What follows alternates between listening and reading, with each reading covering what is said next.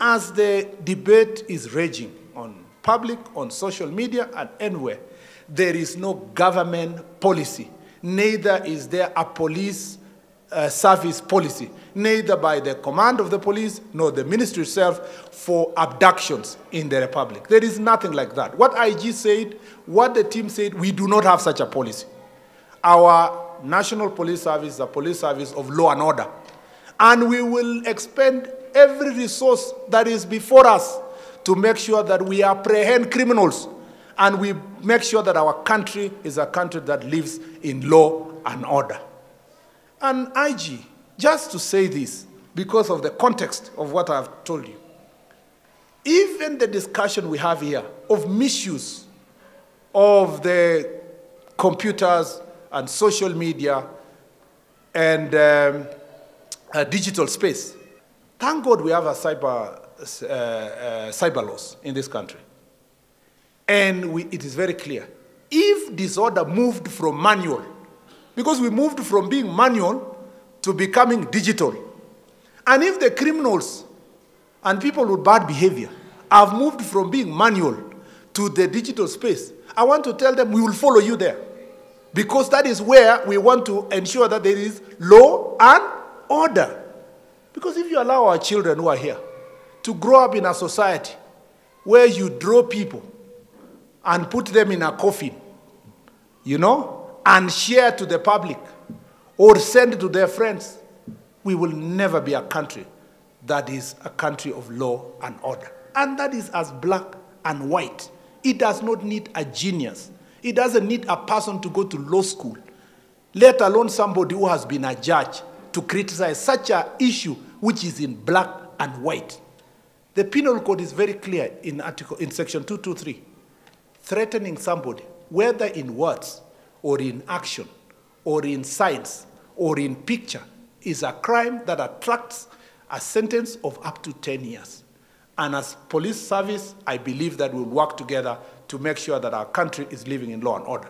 And let's not be so protective of social media.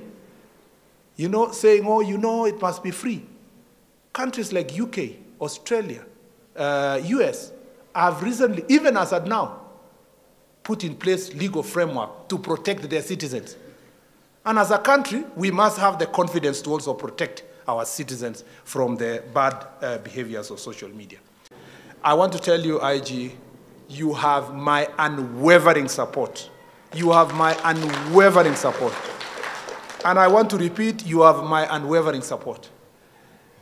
And you are lucky that I have been criticized enough and I have been trolled enough. So there is nothing remaining for me. What's remaining for me is just to work. I don't fear caricatures, I don't fear pictures, I don't fear insults, I don't fear all these things they are going to say. Like the bishop said, a good leader is the only one who has retired. The one who is still working must put your eyes on the ball to make sure that you deliver for the country. So as you serve as a police officer, from a constable to the IG, you have the unwavering support of your cabinet secretary to discharge your responsibilities. Our police service is not just a local police service. It's an international police service. Our police service was identified from the entire globe to resolve a problem many miles away in Haiti. That is a show of confidence in our police service. And even superpower countries next door would not do what our police service are going to do. And for the period they have been there, they have done a fantastic job. They were extremely unfortunate naysayers. And sadly, sometimes, we as a citizen of our own country doubt ourselves more than people from other countries who believe in us.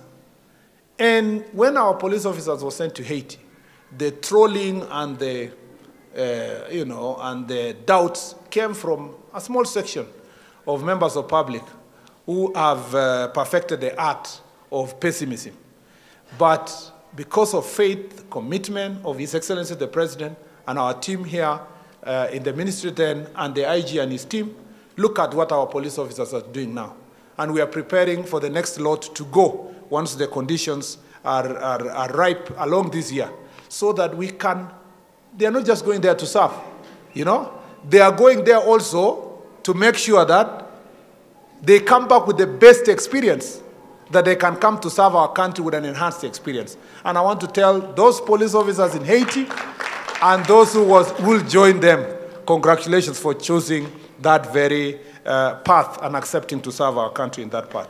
Last year, there was an increment of the lowest cadre of our police officers by 20%, and there is a recommendation that that should continue for the next 2-3 years until we achieve the reforms we wanted to do. And we believe this year there will be further increment of 10%, and then next year until we achieve the recommendations that were given by the reform team. I will ensure that I support His Excellency the President, support you to make sure these reforms are achieved. I am glad also to report that as a result of work done, already there is a comprehensive medical cover that is within the police service.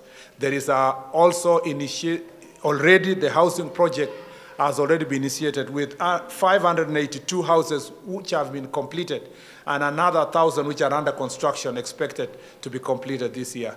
The objective here is to get to a target of 17,000 police houses for the police officers, and I believe that we can make it even better, working together with the Ministry of Housing to make sure that we are ensuring that our police officers have better facilities to live in, but also we will work towards modernizing our police stations to make sure that the environment we are working on is conducive for our service.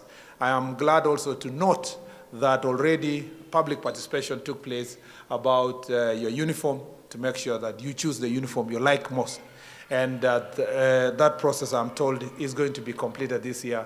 And again, working with you will make sure that that is done. The process of also getting modern equipment that will support the work of our police officers, especially in areas in tracking criminals, hardcore criminals, but also dealing with acts of terrorism and protecting the officers. I know there are Kenyans, family members of people who have sacrificed before. And we are trying to work hard to make sure that we reduce possibility and chances of losing our officers by making sure that we have protective gear, armored vehicles, among others, and you will be seeing them being delivered in the course of time because that project has been going on. We know, and when you go all over the country, one of the biggest complaints by citizens and the police officers is the ability to move around, the mobility of our police officers.